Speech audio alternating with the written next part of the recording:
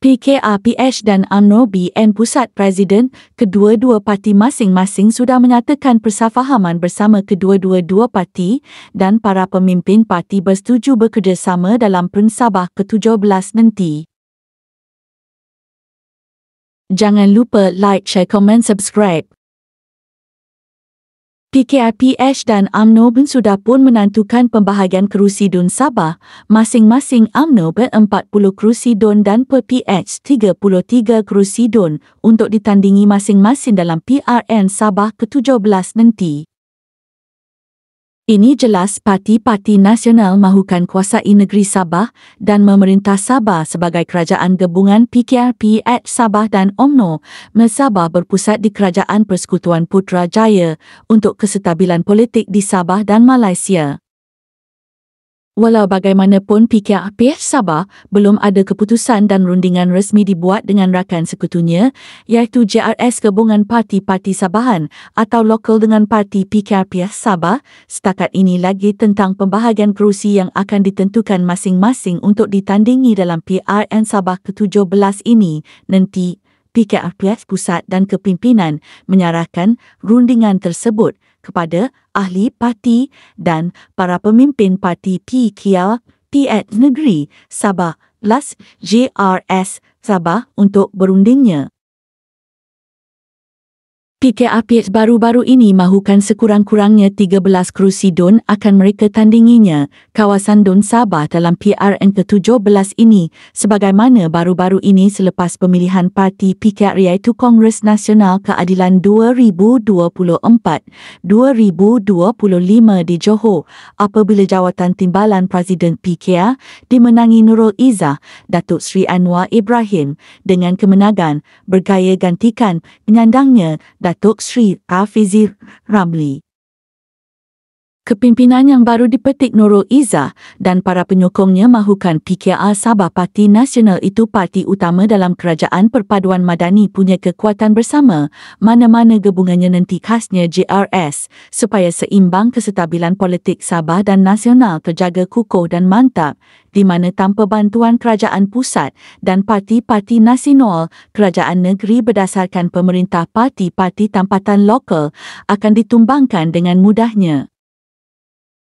Mungkin berdasarkan pengalaman dan kekuatan parti-parti nasional punya harapan di PRN Sabah adalah dipetik oleh anak-anak tempatan Sabah diberikan kepercayaan memimpin parti kesejangan dapat dalam demokrasi Malaysia demi kebaikan negeri Sabah dan rakyatnya untuk bertanding dan bebas aktif di Malaysia.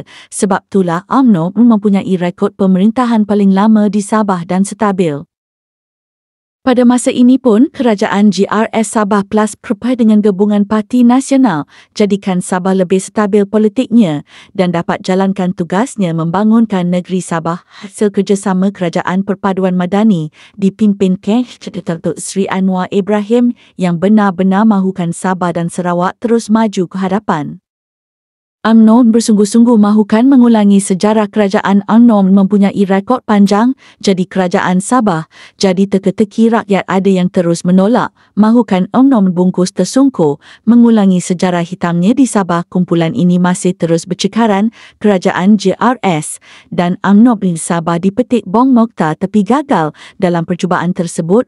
Rancangan tumbangkan kerajaan JRS bersama Parti Warisan Sabah gentikan kerajaan baru gabungan Parti UMNO Warisan. Parti-parti yang bergabung dalam gabungan JRS akan berdepan dengan parti-parti nasional juga parti di luar gabungan tersebut seperti Parti Warisan yang bertanding secara solo. Parti-parti yang bergabung di dalam JRS ada kemungkinan akan masing-masing bertanding secara solo jika gagal capai persefahaman tentang pembahagian kerusi DUN yang akan ditandingi mereka dalam PEN Sabah ke-17 ini.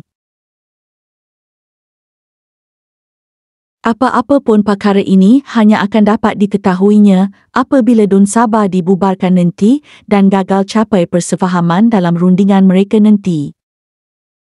Andainya kesemua parti-parti dalam gabungan JRS khasnya bertanding secara solo, ini bererti kekuatan mereka akan jadi lemah. Ini akan memberikan satu peluang parti-parti nasional. Satu tambahan lagi, tunjukkan kekuatan dan persefahaman mereka di Sabah bertambah kuat dan erat. Manakala parti-parti Sabah dipanggil lokal itu bercekaran terus jika mereka gagal bersafahaman di saat-saat atau dalam tentukan gabungan bentuk kerajaan, walaupun ada parti dua tempatan kelihatan banyak memenangi kerusi tetapi tidak berupaya tubuhkan kerajaan tanpa ada gabungan parti-parti lokal tempatan. Parti-parti nasional akan jadi tumpuan mereka yang memenangi sekadar jadi penantu, mungkin berusaha ke arah selamatkan diri dan berpayung ke parti besar dan berkuasa di pusat demi masa depan parti mereka dan berpeluang dapat jawatan baik di peringkat pusat mahupun negeri nanti jika bergabung dengan parti besar nasional. Inilah yang berlaku sejak sekian lama berlindung dan berpayung lebih selamat dari tinggal bersendirian atau bergabung yang mereka khuatiri akan ditumbangkan lompat dengan cara bersendirian keluar dari gabungan mereka.